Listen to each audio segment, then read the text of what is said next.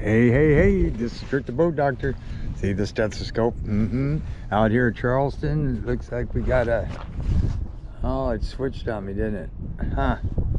North, I might have to switch that stuff. Ah, well, we'll put it in its way. On the way back, I'll swap them. Yeah, it's coming out of the north. Anyway, you got a new trailer here. It's galvanized, or not galvanized, but galvanized reach, and you got aluminum frame on it. You got your front V's right here, and then you got your dual V up there. You got a 2-speed jack. You got your bunks back there. You got the foot jack, which I like. I added brake fluid to it. It's got the better coupler right here. Now this is something they did add here, so if you were backing up, you can actually just, when this is pulled out, you can just flip this like this, so it's, and this one will work. That will keep that from going in here in case you weren't wired right. This is a five-way for your trailer brakes. Backing up is a blue wire. So a lot of this style don't have no way to shut that unless you had a big C-clamp, but this is built in right here, so that's a neat feature. Good cables, or chains I should say. Pulpit, what I would do on this is if you add a pulpit onto this, an anchor pulpit, and you got an anchor in it, it could catch on this depending on the water level. If it's lower tide, the boat's going to go down in the bow.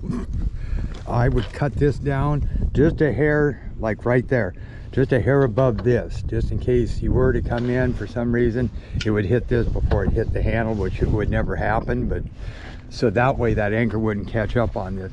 This is an 18-degree V. They widen these things out. I think they're 9'2", I think is what they said on here. Got Big Jim, let's see. Most of them are 8'6". Let's see, this is the new model here, 9'2". Wow, pretty impressive on this. So it's a wider boat actually, and they redesigned the front. So this is a new one. This, they call it a 2600 or 260 26 footer. They never had those. It was 25, 27, 29, so on.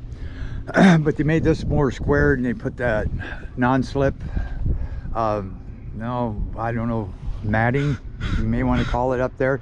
They even did the windows where they went a little bit more forward leaning, where the other ones were smaller, so you got better visibility and more room for your electronics without whacking the window because of the way they tilt. There's your anchor drink, Lamar windlass, bow rails. Got some nice strakes here. Got a nice reverse chine all the way back, real thick. Got cleats, sliding windows. Got the storm door, sea glaze, that's nice. These are all, there's no wood in these, it's all foam, or not foam, fiberglass, and then it's foam, so these are recoverable, like the front bow. If you notice in the cushions, they're all sealed, that's full of foam. We had a 29 footer, 27 that floated all the way from Newport down here. They towed it upside down. So they will float. You got rear deck lights, a lot of rod holders up there. No trim tabs on here. Well, with this wider boat, 8'6" going to a 9'2", that heavy reverse they put on here, that may stabilize it, plus going to a dual motors. That makes a big deal on boats leaning as well. One of these days I wish they would take that bracket and pop it down to the rest of the hull, the same V down up, so that's an extension of the hull. That actually helps keep the front end down on when you have that, and it takes less power to push them. They did, and you do have the kicker bracket, and this is that non-skid matting again. Nicely done. This is all separate from this hole here, so if water got in here, it's just going into here, not inside the boat. That's how they get to the lower bolt holes, right through there.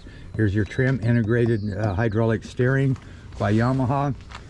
Now they moved they used to have their bailers more out to the out. Now they put them on the inside balls instead of the flip doors.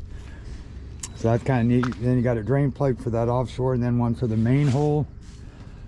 Got tie downs, and these are the white saltwater. They're all saltwater internal zincs, every cylinder on the block. Stainless prop shaft, drive shafts. Zincs, zinc there, zinc down there.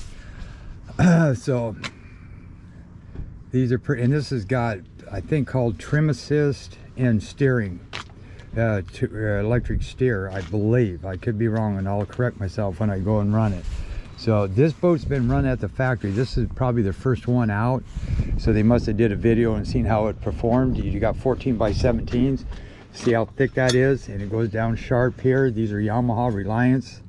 And anyway, that cuts through. You want to get that sharp when you're coming on down. But it cups this way. That means it's left hand. When it cups this way, it means it's a right hand. Your P holes right there. Your latches for your motor. 1, 2, and 1 in front. On these, at least they're an inline 4-cylinder, so your RPMs or horsepower kicks in at 2200 instead of 46 and 4800. So you got throttle at all ranges, dead stop, quarter, half, 3/4. When you hit it, it's like kicking in the 4-barrel. Here's your flush. You only need 1 on these instead of the bigger V6s. Then you need 2. And the trim tabs, they're, like I say, back to the trim tabs. Yeah, you got zinc here, no trim tabs. They normally recessed on Defiances. They'd have this part recessed up and your trim tabs would sit here, but now there's all these zip weight trim tabs. They got the new ones out are awesome. They're called Seakeeper trim tabs. Oh, they're awesome. That's like having a Seakeeper in your boat, basically. Their tabs move, they're expensive, but they move about 100 per second times per tab, so that's pretty, it gets your boat stable. They're pretty impressive. This is like got a double reverse to it, so this is pretty cool right here. And then it's a 2025 Defiance US 260 is the model, and then the last 2 is the year. Rear deck DEC controls, start and stop switch in the back. So that's pretty cool. All right, so I'm going to do the rest of the boat when I get inside, since I don't want to climb over the fenders again. And this is already, like, say if you want to add a ladder, it's already pre-drilled right there for a slide-in ladder. And trim tabs, you can always add them later. You don't need real big ones, like, because you got to leave room for your transducers, which you'd want to put down as low as you could anyway, because if you put them on the outside, you get up on top, that part of the boat's getting close to being out of the water, so you lose your depth a lot of times. So you always want to bring your transducers down as low as you can, and you could put a set of trim tabs there if you wanted to. Ton of room in this boat. So the 26, so they had the 25, which they still do, but they added this fish box back here in this rear entry door. So when they did that, they ate up about a half a foot. But with the 26, you still get a 25 foot. But the 25, you get down to about a 24 and a half, like space on the inside. So then I'll go through the inside when I get the boat on the ramp, or in the water somewhere. Boat doctor out.